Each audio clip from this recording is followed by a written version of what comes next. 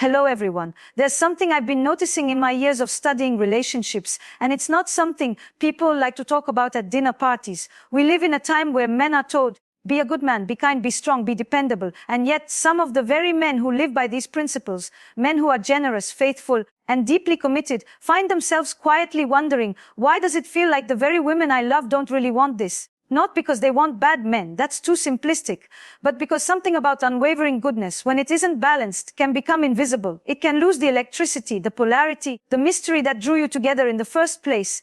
And when that current fades, she may not even understand why she's restless.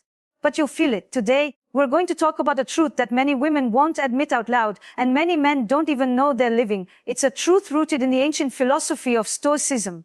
But not the dry, emotionless kind you imagine from dusty books. I'm talking about the kind of quiet strength and self-possession that makes you magnetic, the kind that commands respect and desire without ever raising your voice. Stay with me, because once you understand this, you'll never look at your role in love or your own worth the same way again. There's something I've been noticing in my years of studying relationships, and it's not something people like to talk about at dinner parties. We live in a time where men are told, be a good man, be kind, be strong, be dependable, and yet, some of the very men who live by these principles, men who are generous, faithful, and deeply committed, find themselves quietly wondering, why does it feel like the very women I love don't really want this? Not because they want bad men, that's too simplistic, but because something about unwavering goodness, when it isn't balanced, can become invisible. It can lose the electricity, the polarity, the mystery that drew you together in the first place. And when that current fades, she may not even understand why she's restless, but you'll feel it. So, I want to talk to you about Stoicism, not as a dry philosophy from ancient Rome, but as a living, breathing presence in your life. You see, real Stoicism is not about suppressing feelings. It's not about becoming cold or indifferent. It's about mastery over yourself so that your emotions serve you rather than control you. And here's the shocking truth most women won't tell you. Many of them are drawn to men who live this way, even if they can't explain why.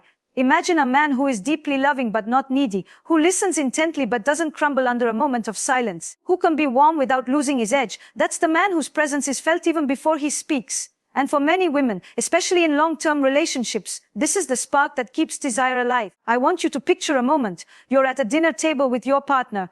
She's telling a story and you're listening, but instead of nodding along mindlessly, you're truly there. You're watching her face, noticing her hands as they move. You're not trying to impress her with comments, not trying to rush in with your own story. You're still, you're grounded, and in that quiet presence, she feels your strength. She feels seen. She feels the man she fell in love with. But here's where so many great men lose that magnetism. They think love means constantly giving, constantly agreeing, constantly proving themselves. And little by little, they start dissolving into the background of the relationship. It's not that she doesn't love them. It's that the dynamic that fuels attraction starts to fade. A Stoic man understands that his value isn't in constant performance. His value is in who he is, not in the approval he's trying to earn. And that's something you have to start living every single day. It's the way you carry yourself when she's upset. It's your ability to stay composed without shutting her out. It's in your refusal to let temporary storms make you doubt your worth. When a woman feels that you can hold your center, especially when emotions are running high,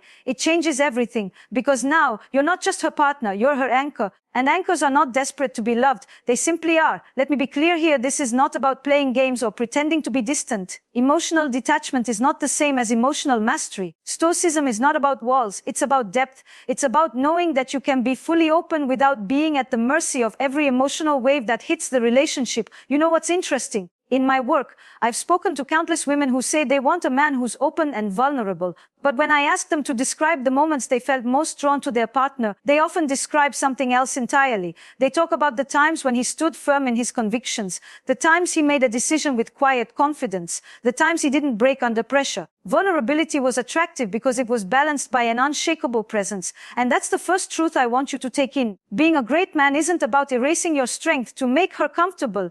It's about offering your strength in a way that makes her feel safe, desired, and alive. So where does this begin? It begins in your inner dialogue, because you cannot project a calm, confident presence if your mind is constantly begging for reassurance. Every time you think, does she still want me? Does she still love me? You hand over the very power that makes you magnetic. It's not that those questions are bad. It's that they come from a place of fear, and fear is not seductive. Instead, you need to live from a place of quiet certainty. Certainty not that she will never leave, but that you'll be okay no matter what happens. That your life is full, your purpose is intact, And your worth does not depend on her moods or attention. When a man lives this way, something fascinating happens. He stops chasing. He stops trying to prove his value. He starts moving through the world with an ease that women notice. And yes, women do notice, not just in how you speak, but in how you move, how you listen, how you hold yourself in the face of challenge. Now, some men hear this and think, so I just need to be more confident. But confidence is not a mask you put on when you leave the house. It's not a pep talk in the mirror. Real confidence comes from doing the inner work, from confronting your fears, your insecurities, and not letting them run the show, from learning to stand in silence without filling it just to make things comfortable. You see, one of the most powerful things you can give a woman is not constant comfort, but constant presence. And that presence doesn't mean you have to be perfect. It means you have to be real, grounded, and unshakable in your sense of self. This is the foundation of what we'll explore together, because the truth is, most women do want great men. They just don't want the version of great that's been watered down to endless agreement and self-sacrifice. They want a man who can lead with kindness but stand with strength. A man who can love fully without losing himself. And that begins the moment you decide to stop performing and start living from your center. You know, one of the most heartbreaking patterns I see is in men who start with such fire. In the beginning of a relationship, they have their own life, their own rhythm. They pursue her, yes, but they also have their own pursuits, their own inner world. And that's part of what draws her in. She's stepping into his reality, not just a blank space waiting to be filled. But over time, that man wanting to be good, wanting to make her happy, begins to give more and more of himself away. At first it's small. He cancels a gym session to be available for her. He skips his weekly meet-up with friends because she had a rough day. He changes a personal plan because she hinted she'd rather do something else. And none of these gestures are bad in themselves. Love is about consideration. The problem is when these compromises stop being choices and start being defaults. When his instinct becomes whatever she wants, that's what we'll do. Without realizing it, he is no longer leading any part of the dance. And here's the shocking truth: over time, many women stop feeling that delicious spark of tension and polarity when there is no resistance, no individuality, no sense of challenge in the relationship. This is where Stoicism offers a lifeline, not by making you stubborn or unyielding, but by keeping you rooted in your values and desires. Even when you love someone deeply, a Stoic man asks himself, is this choice aligned with the life I want to live? Before saying yes, he knows that love thrives not in total sameness, but in the meeting of two distinct people who each bring their own world to the relationship. I've had women sit across from me in therapy sessions and say, I miss the man he used to be. And when I ask them what they mean, they rarely describe his looks or even specific behaviors. They describe his energy, his decisiveness, his way of making plans without waiting for her approval. The subtle confidence that said, I'm happy you're in my life, but my life existed before you, and it will exist after. That's not arrogance, that's self-possession, and it's intoxicating. When a man loses that, he becomes, in her eyes, not less lovable but less desirable. She might still love him as a friend, as a partner, even as the father of her children. But the visceral pull, the kind that makes her look at him with hunger, that starts to fade. And once it fades, no amount of flowers or dinner dates can fully bring it back. Because it's not about the gestures, it's about the presence behind them. Now, some of you might be thinking, but if I say no sometimes, won't she see me as selfish? This is where the nuance lies. The most magnetic men are not selfish. They're selective. They're not withholding to punish. But they don't say yes out of fear. They're able to love without disappearing. And this subtle difference changes the entire emotional current in a relationship. Let me give you an example. Imagine she asks you to skip an important meeting to run an errand with her. If your instinct is to drop everything so she knows you care, you might feel like you're being loving. But what she may feel, unconsciously, is that your commitments can be brushed aside easily, that nothing you have going on is as important as her request, not because she's testing you, but because she feels there's no tension between your world and hers. Over time, this creates a dynamic where she's not stepping into your reality, she's just rearranging hers in yours, because yours no longer has a strong frame. Now imagine a different response. You smile, touch her hand and say, I'd love to, but I have something I need to take care of. Let's do something together after. In that moment, you've communicated two things. You value her and you value yourself. You have a life that matters and you're inviting her into it without abandoning it. That's the polarity she feels, not because you refused, but because your yes still means something. This brings us to another deep truth that many men resist. Attraction is not sustained by comfort alone. It's sustained by curiosity, tension, and a sense of unpredictability. If she knows exactly what you'll say, how you'll react, and that you'll always bend without question, then the emotional landscape becomes flat. Stoicism, when lived authentically, prevents that flattening. And yes, this takes courage. It's far easier to just keep giving, keep smoothing over, keep saying yes. But easy is rarely magnetic. What keeps the fire alive is the interplay of closeness and space, of giving and holding back. of being available and being your own man. Here's the paradox: when you stop over giving, you actually become more generous, because now your giving comes from a place of abundance, not depletion. You're not giving to avoid conflict or to earn love. You're giving because you have something real to offer. That shift in energy is subtle, but women feel it immediately. When I work with couples, I often tell the men, don't try to make her happy. Be a man who's already living in happiness and purpose, and let her feel that energy when she's with you. That doesn't mean ignoring her needs. It means not making her happiness your sole compass. Because when you lose your own compass, you both end up lost. And this is why Stoic self-possession is not cold. It's warm in a way that burns steady, not in flashes. It says, I'm here with you, but I'm also here with myself. And that is the energy that keeps her drawn to you year after year. There's a misconception that being Stoic means never showing your emotions, as if strength only lives in silence. But true Stoicism isn't about becoming an emotional statue. It's about knowing when, how, and to whom you reveal the depths of your feelings. Because here's the thing, attraction doesn't come from emotional absence. It comes from emotional precision. Imagine this. She's upset. Her voice is sharp. She's saying things that sting. Many men respond in one of two ways. They either match her emotional energy, escalating the storm, or they withdraw entirely, retreating into cold silence. Neither of these keeps connection alive. The Stoic man chooses a third path. He listens without letting her emotional wave knock him under. He breathes. He grounds himself, and when he speaks, it's from a place of calm, not to dominate, but to lead the interaction back toward understanding. He might say, I can see this matters to you. I want to talk about it, but I want us both to be in a place where we can actually hear each other. That's not emotional suppression. That's emotional mastery. It's you saying, I feel you, but I won't lose myself in the storm. And here's the twist most people don't see. When you do this, you actually make it safe for her to express herself fully.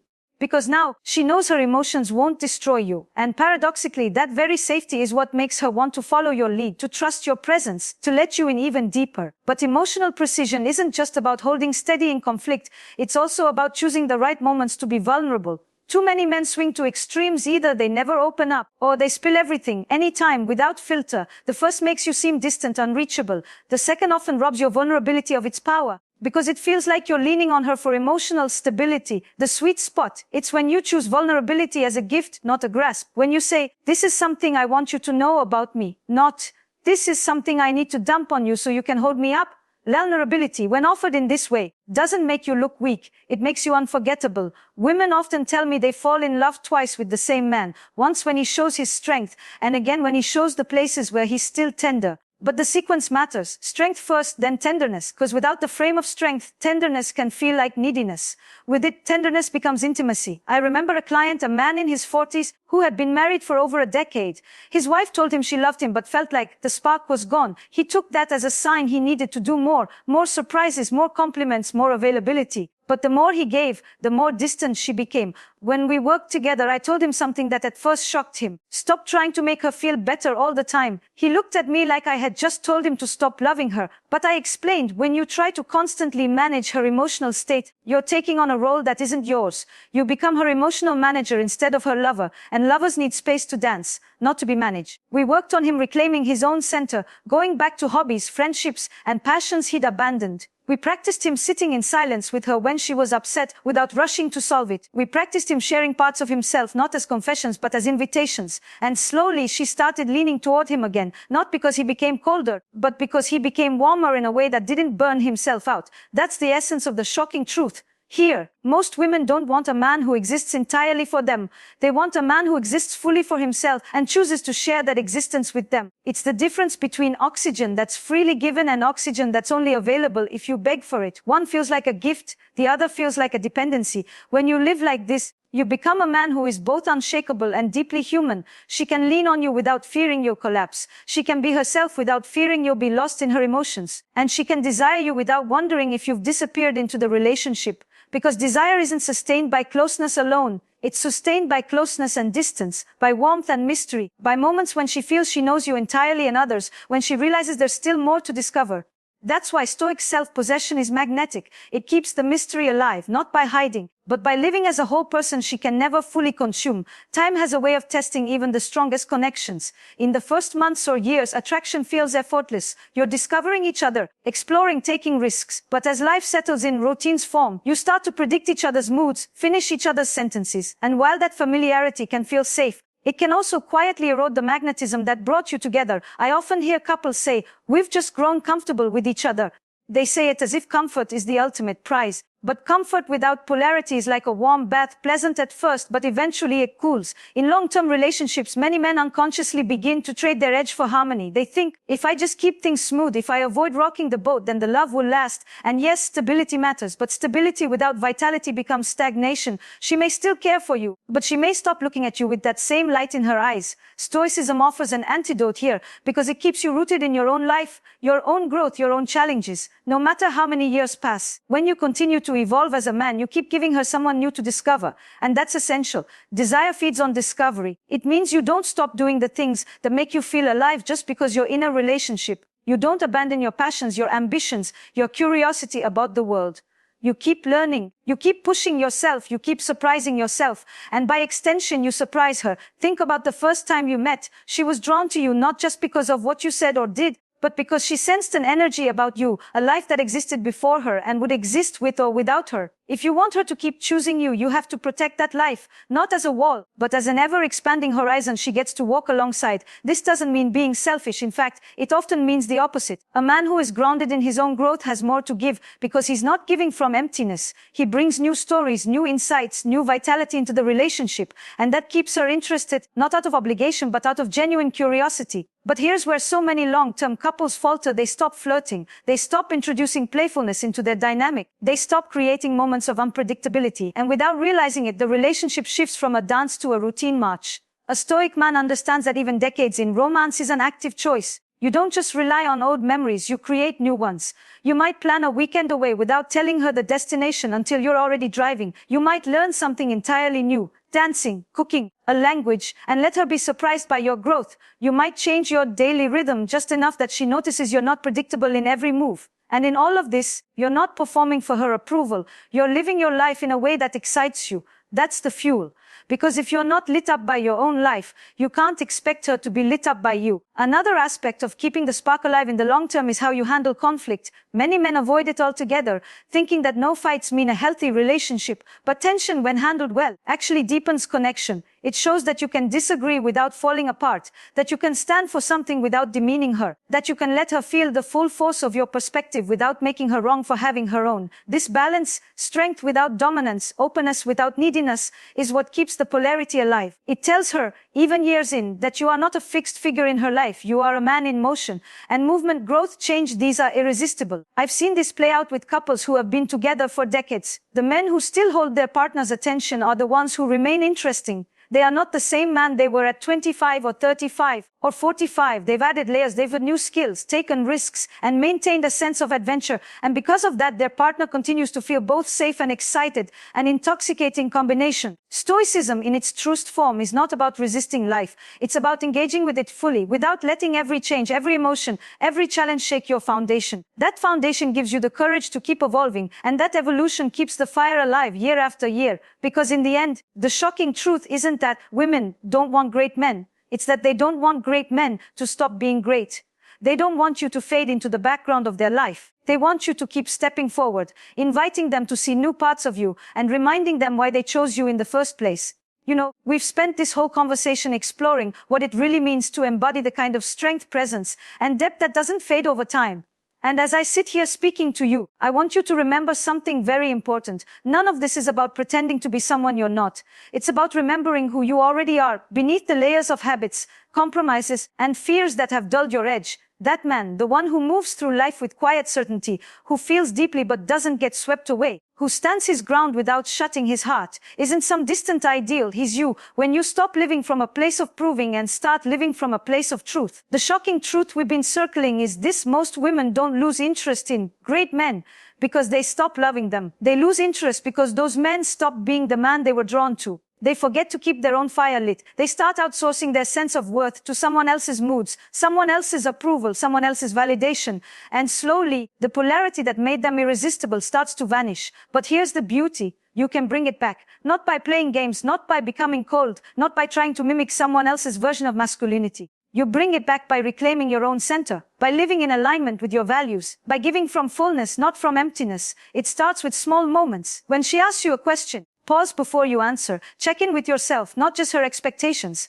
When life throws a challenge at you, stand in it fully before you look for a way out. When you're tempted to rush in and fix every uncomfortable moment, see if you can sit with it instead. This isn't just for her. This is for you. Because a man who knows his worth isn't just more attractive, he's more alive. He makes decisions with clarity. He navigates challenges with composure. He connects with others without losing himself in them. And he becomes a man that people, women, friends, colleagues, want to be around, not because he's perfect, but because he's real. Think about the relationships you admire, not the fantasy ones on screen, but the ones you've seen up close. The couples who have been together for decades yet still have that glimmer in their eyes. You'll notice the man in those relationships has something in common with what we've been talking about. He's still becoming. He's not frozen in the role of partner or husband or provider. He's still curious, still learning, still bringing new energy into the shared life. And when a man lives this way, his partner doesn't just love him, she chooses him again and again, not out of obligation, but out of desire. That's what I want for you. To be chosen, not once but every day. And the way you make that possible is by never abandoning the man she chose in the first place, by deepening him, expanding him, letting him evolve, not into someone else, but into the fullest version of yourself. So the next time you feel that pull to overgive, to disappear into someone else's needs, pause. Remember that your presence, your grounded, self-possessed, quietly confident presence is more valuable than anything you could perform. Remember that being loved and being desired are not always the same thing, and that the bridge between the two is built from exactly what we've talked about here. And if you take only one thing from this conversation, let it be this: you are already enough. You were enough before her. You are enough with her, and you will still be enough if one day you part ways. That truth, lived fully without fear, is the deepest form of Stoicism and the most magnetic thing you can ever offer. So go, live, lead, love, but never forget to stand in the center of your own life, because that is the place where you are most alive, most grounded, and most irresistible.